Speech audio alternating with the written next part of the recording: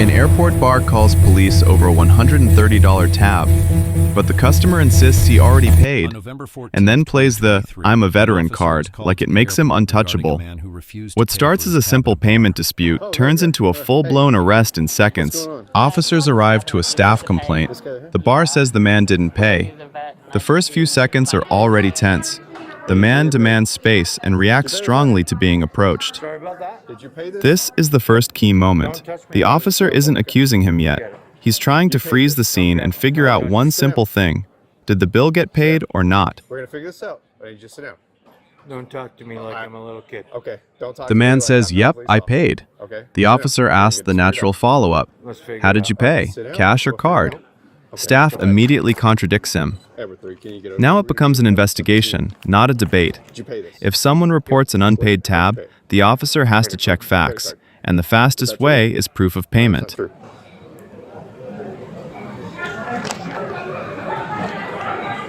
So, do you have a receipt that shows that you paid for it? When they start a tab, Okay. they take a credit card. Okay. And so, So then they would have given you a receipt, excuse right? me, ma'am? Well, actually, I'll step over. Did they give you a receipt? I'm not here to Okay. Okay. all this Listen. bullshit. Listen. We don't need to go through all this Okay. bullshit. I'm being told that you didn't pay it, right? So it's my As job soon to as the investigate, officer right? explains it could be a crime, right? the tone shifts. The man starts posturing, throwing insults and hinting at violence. "Touch me and find out." You wanna be a Second key smartass, moment. motherfucker? Once someone suggests a fight, officers don't treat it as You're gonna talk. get They treat it as a risk. fast. You'll hear the officer quietly call for backup. What is this? We trying to act big here? Boy, fucking, man. First class Delta 360, you are welcome aboard. Small guy with the big guy syndrome. Look, I'm just trying to make sure this person gets paid, So right? I'm a Marine Corps Okay. Thank you for your service. veteran. You don't know what I just came to. Okay. That's You that's have none of no my business. fucking clue. That's none of my business. You need to calm down, man. I'm I trying don't to get need this. to do shit. I'm trying to figure this out. Okay, so we can get this person paid. Touch me and find out what fine. Okay. All right. Edward 3. He's probably going to fight us. I've got Edward the 17. If we can get another officer over here. Where's the receipt? The officer tries a soft exit. One more chance to pay the tab and walk away. Staff isn't eager to press charges. They just want to be paid. That's not the right. Policy matters here. When someone is agitated, officers stay together. It protects the public, the staff, and the subject from a situation spiraling. How you doing, man? Very well. Do you have the right receipt? I sure do. Okay. Give me a second. He's pretty intoxicated. I'm gonna get one more chance to pay it and go from there. Are y'all wanting to press charges if you didn't pay it? Yeah, I'm not a big fan of that. Understood. The reason we're called is they said that you didn't pay your Yeah, bills. just get away from me, Okay. okay? I'll talk with you. Why are you refusing? I asked you to I'm get got away. it. I'm gonna back up my officer. He's got to be with me. It's just our policy. Comfort class, you are So why don't you? The man insists he has money and complains about being embarrassed. But the officer brings it back to the reality. $130 is real money to a server working for tips. This isn't about pride. It's about payment. This is where his story starts cracking. He claims he paid, claims he has a receipt, then refuses to show it. That gives officers reasonable suspicion that the tab still isn't settled. So I have no clue what her deal is. I really don't. Okay. They said that you didn't pay the tab. Okay. So this is a yes or no. Are you going to pay the tab? Yep. Okay. Do you want to use credit card or use cash? What pisses me off is why. Look how embarrassing this is. did you pay Whether he cash? truly believes he paid or not, what matters legally is verifiable proof. Without it, officers can't just take his word over the staff report. Show me. Now the screen tells a story. Charges appear, but they don't clearly match the restaurant and the amount in question. Receipt.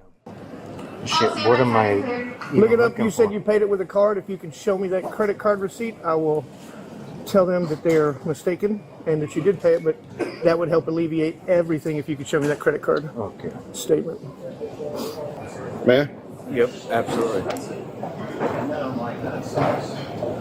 So none of these are for taco and tequila. All right, look, TGI, Barley House. I don't know what that is. This looks like HD Supply. I don't know what that is. Do you?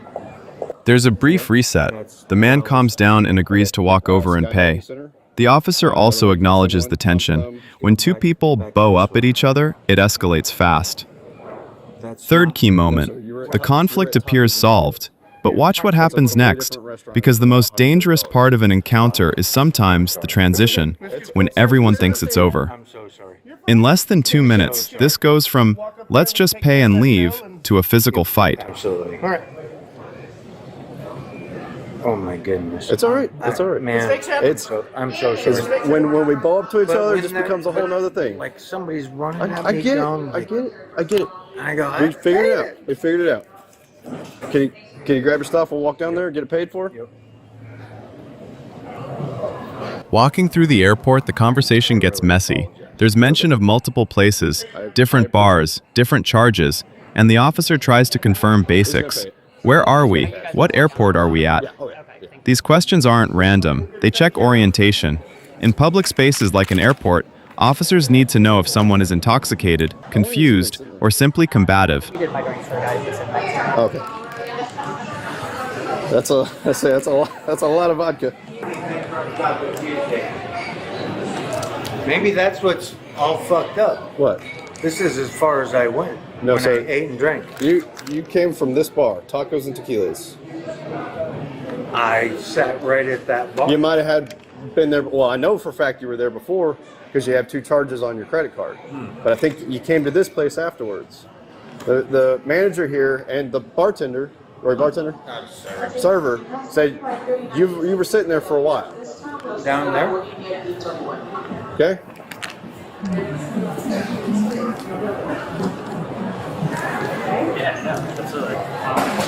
The officer gives a routine instruction. Set the backpack down. Keep moving. But the man reacts instantly. Don't grab me. This is the split-second decision point. At airports, officers can't allow an agitated person to pull away, keep a bag on, or move unpredictably. That's why compliance matters. Do you know where you're at right now? You know what airport you're at? Come, we're gonna pay this. Come on. Come on. I'm at. Don't fucking grab me, Austin. Relax, man. Stop. Put your backpack down for me. Put your backpack. You were talking about going to war. Stop. Relax, dude. Relax. He resists. Officers move to control his arms, take him down, and issue clear commands. Roll to your stomach. Stop fighting. Grabbing an officer's equipment is a major escalation. Even if it's chaotic, officers treat that as a safety threat, because radios, tools, and gear can change the situation instantly. Multiple officers work together, repositioning, isolating arms, and securing handcuffs. The priority is control, not punishment. Calm down. You move her leg. Relax. Why would you grab me?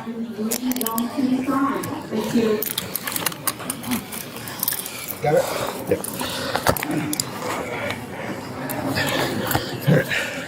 Think we can turn him? Nope, let him rest for a second. Let him rest. Hey, listen. Roll to your stomach. Quit fighting. You hear me? You understand? Load your stomach. Ready?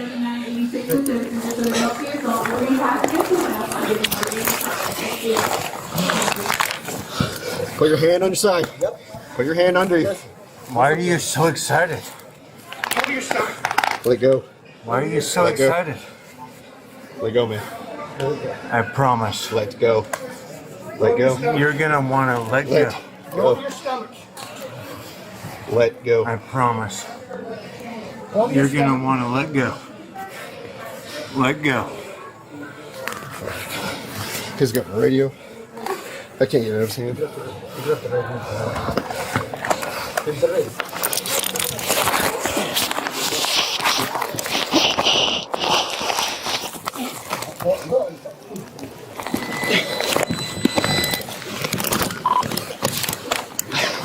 Give me your arm.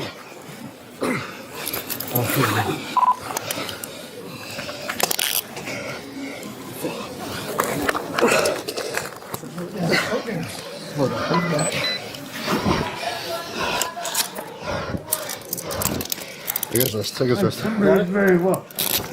Once he's cuffed, he continues arguing and returns to the veteran identity. One officer's message is blunt. Congratulations, right now that doesn't matter. The point isn't disrespect, it's that status doesn't override law. And once someone fights police, the case stops being about a tab and becomes about resisting and disorderly behavior. If you are in line to board at this time, please make sure you have a break pass out and Wait for a second. thank you. We're good. We just got with cuffs. I'm good. Just put it over there for a second. Please. Whose are these? Case.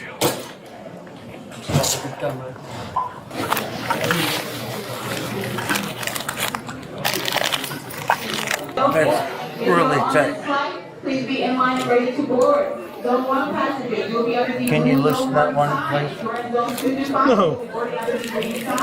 Please keep in mind if you are in zone 2, I'm asking nicely. Can you, like, my left one, would you mind just, Here's the first problem. You shouldn't have fought with us.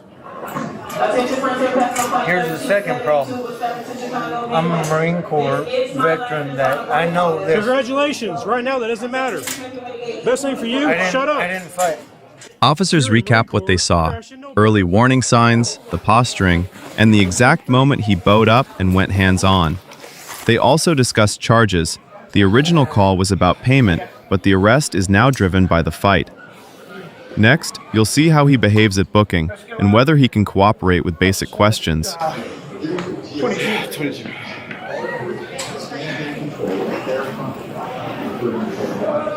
Excuse us.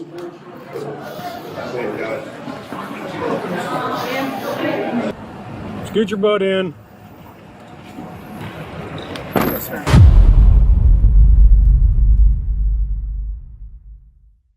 All right, now that you've seen the full encounter, let's break down what actually happened, what likely changed this from a bill dispute to an arrest, and the key moments that made it spiral. And quick reminder, this is a neutral analysis based on what's shown and what officers were told in real time. We're not here to diagnose anyone or convict anybody. We're here to understand the timeline and the decision points. At the beginning, this call is simple on paper. Staff at an airport bar says a customer didn't pay a roughly $130 tab.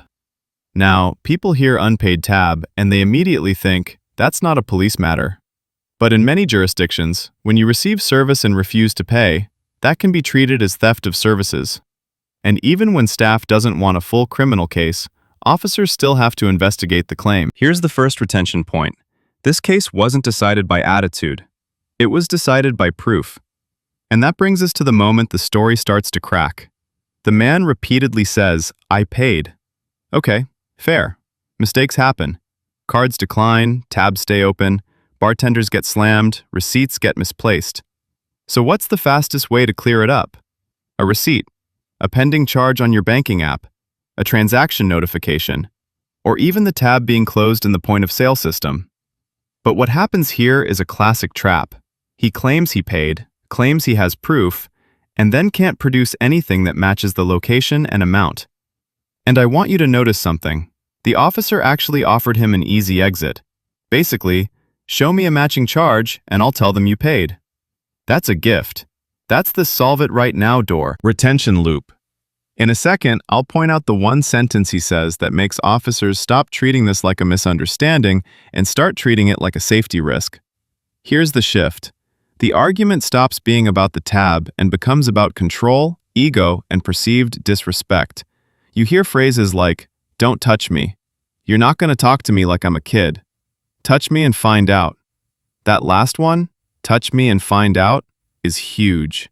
Because once someone implies violence, the officer can't assume it's just talk. They have to plan for resistance. That's why you hear them calling for backup and staying in a controlled position. And this is where the status shield comes in. He repeatedly brings up being a veteran, and to be clear, military service deserves respect. But service isn't a legal exemption card. It doesn't cancel out basic expectations like pay the bill, show proof, follow lawful instructions in a public space. When the officer acknowledges his service and still brings the conversation back to the facts, that's not disrespect, that's boundary setting. Now here comes the most important part of the timeline. At one point, it looks like the encounter is going to end peacefully. He agrees to walk over and settle the bill. If you've watched a lot of Bodycam, you know this pattern. The most dangerous moment isn't always the yelling, it's the transition. When people think it's over, they relax. When an agitated person feels controlled, they snap. And that's exactly what happens. As they're walking, the officer gives routine instructions. Manage the backpack, keep moving, stay with the officer. In an airport, officers can't ignore the risk that someone might bolt, push past, or do something unpredictable. And then, resistance. Once that fight starts, the case is no longer about the tab.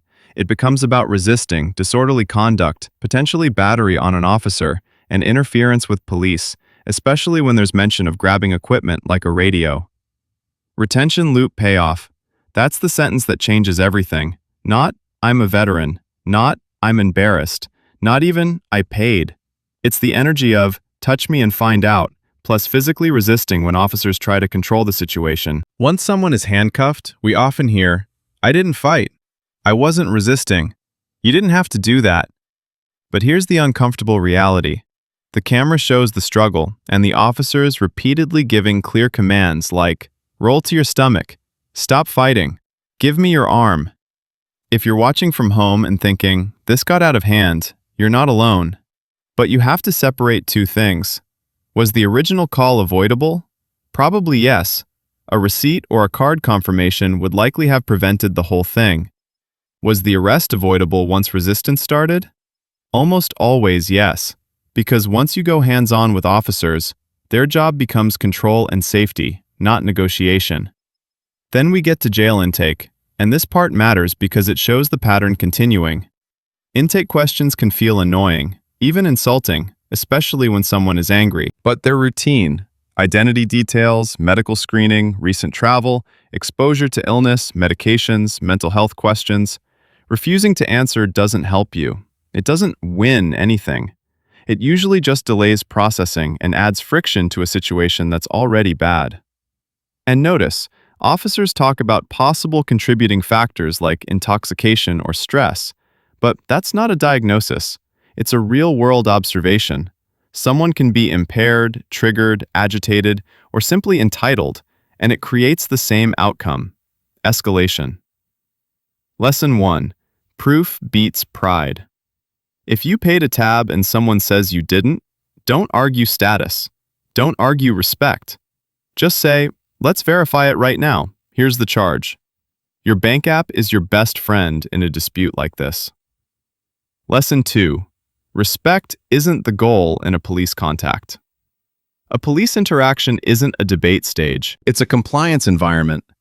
You can be right about the tab and still get arrested if you refuse lawful instructions, threaten, resist. Lesson 3. Airports are high-control spaces. In an airport, don't touch me and pulling away is going to trigger a response faster than it might on a sidewalk. There are crowds, security concerns, and a lot less tolerance for unpredictability. Lesson 4. Don't turn a civil problem into a criminal one. Even if the tab dispute could have ended with pay and go, resistance transforms the case instantly. That's how people go from a bill problem to jail. Now, I want to ask you this, and be honest. If you were the officer and someone refuses to show proof, keeps escalating, and says, touch me and find out, do you keep talking, or do you call back up immediately? Drop your take in the comments. Was this a misunderstanding that turned into ego, or was it intentional from the start? And if you want more real Bodycam cases broken down with clear timelines, hit like, subscribe, and turn on notifications, because the next episode is even wilder. A routine call where the suspect tries to talk their way out and accidentally talks their way into the charges. You think the tab is the story, until you realize the real story is what happens when someone believes rules don't apply to them.